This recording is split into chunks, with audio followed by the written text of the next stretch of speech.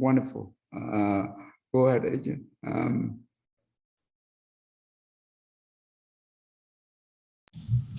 Okay.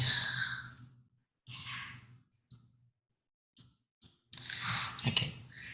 Hello, my name is Adrian Nguyen. I'm in 10th grade and I'm from Cypress, Texas, and today I'll be talking about Theravada Buddhism. What is Theravada Buddhism? Theravada Buddhism is the older of the two main traditions in Buddhism. In Pali, Theravada means way of the elders. Theravadins follow what they consider as the original sutras. They work towards their goal of attaining nirvana, a perfect state of enlightenment in the mind. This form of Buddhism follows the original teachings of the Buddha himself. In pre-modern history, the origin of the Theravada Buddhism is resulted from divisions in the Buddhist communities in the 4th century BCE. This form of Buddhism claims to trace its lineage to the original teachings of the Buddha. That means that Theravada Buddhism also sticks with the original doctrines and customs taught by the Buddha. In modern history, Theravada Buddhism is predominant in southern countries of Asia, such as Cambodia, Sri Lanka, Thailand, Laos, and Burma, also known as Myanmar. The Theravada teachings were little known outside of these countries until the 19th century. Now, these teachings are now spread through places in Europe and North America. Today, there are over 100 million Buddhists worldwide that practice the way of Theravada Buddhism. Theravada texts, also known as sutta. The sutta are texts that make up the backbone of the Dharma in Theravada Buddhism. The collection of suttas have narratives about or discourses by the Buddha. Not only that, it includes stories of significant figures from early times of Buddhism. The Pali Sutta Pitaka is divided into 5 main collections called Nikayas, or named Nikayas, which is the main suttas for Theravada Buddhism. Theravada doctrine. Theravada Buddhists believe that by practicing the 4 Noble Truths and the Eightfold Path, they would reach enlightenment, attaining arahantship and nirvana. There are 4 main stages of enlightenment: stream enterer, once returner, non-returner, and arahant. The main difference between the Theravada doctrine and the Mahayana doctrine is that the Theravada doctrine focuses on only oneself, while Mahayana doctrine not only focuses on oneself, but to also help others. Now I'm going to be talking about the 4 main stages of enlightenment. First, we have stream enterer. Sotapanna means one who enters the stream in Pali. This is the first stage of enlightenment. When you become a stream enterer, you are free from desire and rituals. It is said that those who have attained this level of enlightenment are open to the eye of Dharma and attain arahantship and 7 rebirths in the realm of human or higher. Next, we have once returner. Sakadagami literally translates to one who once come in Pali. This is the second stage of enlightenment. Both stream enterer and once returner levels are free from the 3 fetters of enlightenment: self-illusion, doubt, and attachment. These fetters are like chains or obstacles that keeps you from being enlightened. On top of that, once returners have weakened their lust, ill will, and desire for fine material. It is said that once returners only need to rebirth 1 time as a human to become or to attain nirvana. Next, we have non-returner. Anagami means one who doesn't come in Pali. This is the 3rd main stage of enlightenment. Once one reaches this stage, will be free from the 5 fetters, the first 3 that were mentioned before, and also adding on with lust or desire, and ill will towards others. Non-returners are believed to attain nirvana after 1 rebirth in a higher realm. And finally, we have arahant, which is the last stage of enlightenment. This is the nirvana that Theravada Buddhists try to attain. The one who reaches this stage is free from all fetters and becomes free from samsara, or the cycle of rebirth and death. And here we have a table with the 4 stages of enlightenment and the 10 fetters that you need to abandon. For stream enter and once returner, you need to abandon self-illusion, doubt on the teachings, mere will and ritual attachments. For once returners, they also have a weak, they have their lust, desire, and ill will weakened as well. For non-returner, they have to abandon the first 3 as well as sensual lust or desire and ill will towards others. And for Arahant, you have to abandon the first 5, adding on with lust for material, lust for immaterial, conceit, restlessness, and arrogance. Theravada practices. In Theravada Buddhism, most of the practices are only to help the person that is practicing. Practices include following the 5 precepts of meditation. There are 2 types of meditation in the Theravada traditions. One type of meditation is calming meditation, and the other is insight meditation, which is used to achieve insight of the true nature of things. Lay and monastic life. Monks that follow Theravada Buddhism live in monastic communities, with some joining as early as the age of 7, which is pretty early. The monks practice to live very similarly as monks that followed Buddha back then. These monks and nuns go under training which have 227 rules or more for nuns. Within these rules, 5 of them are to be followed by people who try to follow the Buddhist way of life, or lay people. And these 5 rules are also known as the 5 precepts. The 5 precepts consist of abstaining from harming living beings, taking what is not given, sensual or sexual misconduct, right speech, including lying, idle chatter, malicious gossip, and harsh speech, and consuming intoxicating drinks and drugs. Demographics. Today, Theravada Buddhism is mainly practiced in Burma, Cambodia, Laos, Sri Lanka, and Thailand. In Cambodia, the total population estimates at 16.9 million, with about 95% of the population practicing Buddhism, and 95% of the Buddhists in Cambodia practices Theravada Buddhism. In Laos, the total population of Laos estimates at 7.5 million, with about 64.7% of the population practicing Buddhism. In the lowland region of Laos, which consists of 53.2% of the population, Theravada Buddhism is the dominant religion there.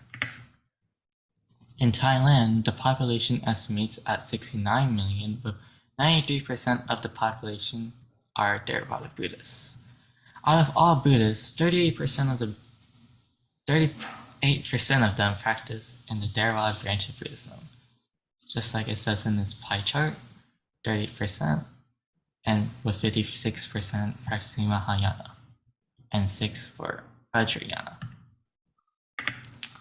This is a map of every country and their dominant religion, and as you can see, Theravada Buddhism is in the southern countries of Asia. Okay, time for questions and answer. All right, number 1. What type of Buddhism is the main topic of this presentation? Just say your answer on the chat.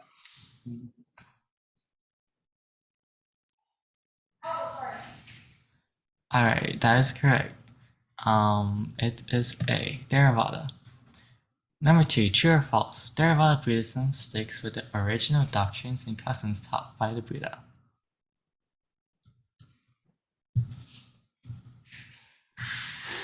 Correct, the answer is A. Number 3, Theravada Buddhism is predominant in countries of Eastern Europe, Northern Asia, Southern Asia, or none of the above.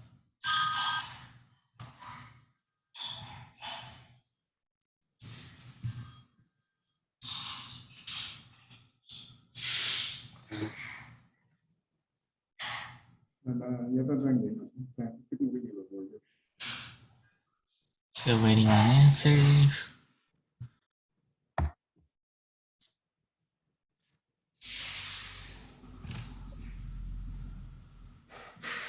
Anyone else?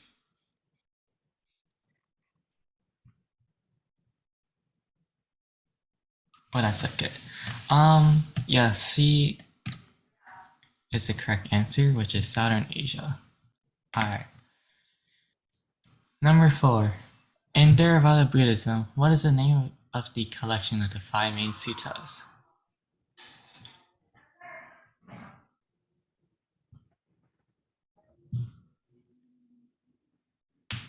Correct. The answer is C, which is Nikaya. All right. Number 5. Theravada Buddhists believe by practicing the blank, they will reach enlightenment. Correct. Both A and B is correct, the Eightfold Path and the Four Noble Truths. Number 6. What is the main difference between the Theravada doctrine and the Mahayana doctrine?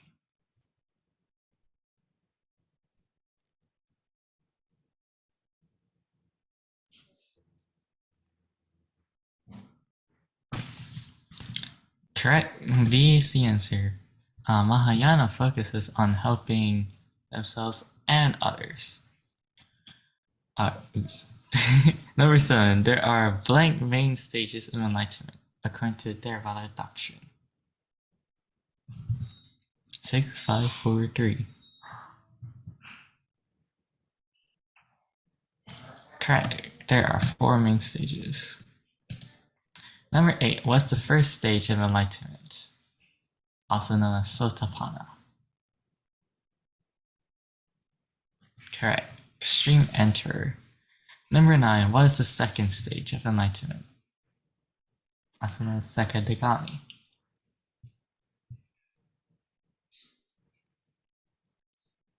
Correct. B is the answer. Once returner. Number 10. What is the third stage of enlightenment? Also known as Anagami. Correct. C. Non-returner. And 11. What is the fourth stage of enlightenment? A is the correct answer. Arhat. Alright, number 12. How many fetters of enlightenment are there? Remember, fetters are the obstacles for enlightenment. D, correct. There's 10 of them. Okay, number 13. True or false? Some Theravada practices includes following the 5 precepts in meditation. Correct. It is true. Number 14. True or false? Theravada Buddhism only practices one type of meditation. Correct. It is false. Number 15. What percentage of Buddhists are following the traditions of Theravada Buddhism? And correct again, that is 38%. And here's the sites. Wow, I wonder why you guys are so good. Getting all the questions correct. Oh, wow. Wonderful. Wait, can I say something? Okay, I'm sorry I didn't answer one of the questions because I didn't know I was direct messaging. I accidentally pressed direct messaging and not everyone, so I thought I answered, but yeah. Okay, that's good. That's good. Thank you. Wow, you did a very good job.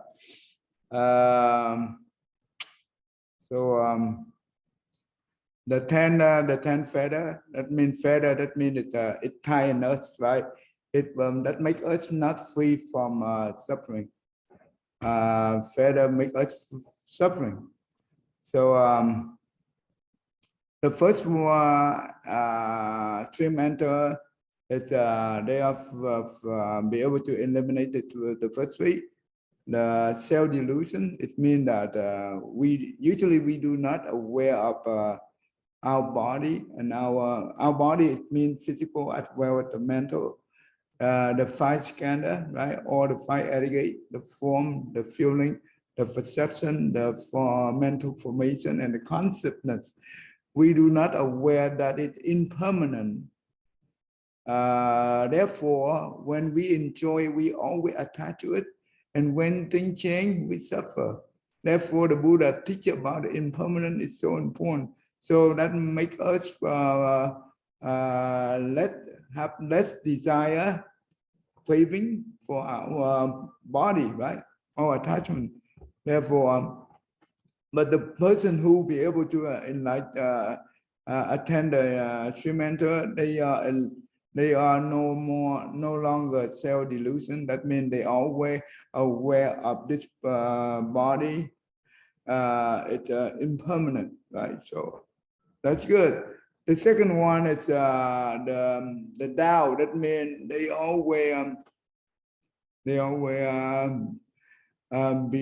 trust the Buddha teaching, because the Buddha teaching, it means the truth, right? The truth, it means the law of the universe.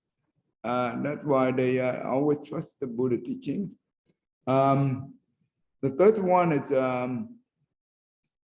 the merge through and the ritual. That means it's in the old day, right? When all the religion, they always have many different kind of ritual, which is not benefit for the liberation. Like, for example, they use the animal to sacrifice the animal to offer to the spirit, to God. That means, is that good? Is that good to sacrifice the animal? No, we are killing, right? That means the killing is not good. When we kill the animal and to praying for our blessing, there is no such thing. To exchange life of other, to have a blessing on that? No, there is no such thing like that. That is against the law of cause and effect. And also some other religion, they are very torture their body, right? They are upholding on the precept, the rule, that they think that if they torture their body, for example, they lie on the ass, or they sit, they lie on the torn bed. That means with the nail or the thing. They think that they torture their body, they can be able to attain the enlightenment. Well, the Buddha reject that, because he in the forest, right? He have the 6-year hardship practice. And you know what? Finally, he gave up, because he said that extreme, it doesn't work. He go the middle way. That means the Eightfold Path. That's important. Well, the desire, of course, we should not have desire, and we should not have ill will. The number 6 is, I think it's that means the one who attend the Arhat, right? They no longer have a desire to be born into the form realm. Okay, and they also have no longer have a desire to be born in the formless realm. That is, in this world, we divide into 3 realms in the heaven: the desire realm, the form realm, as well the formless realm. I think later on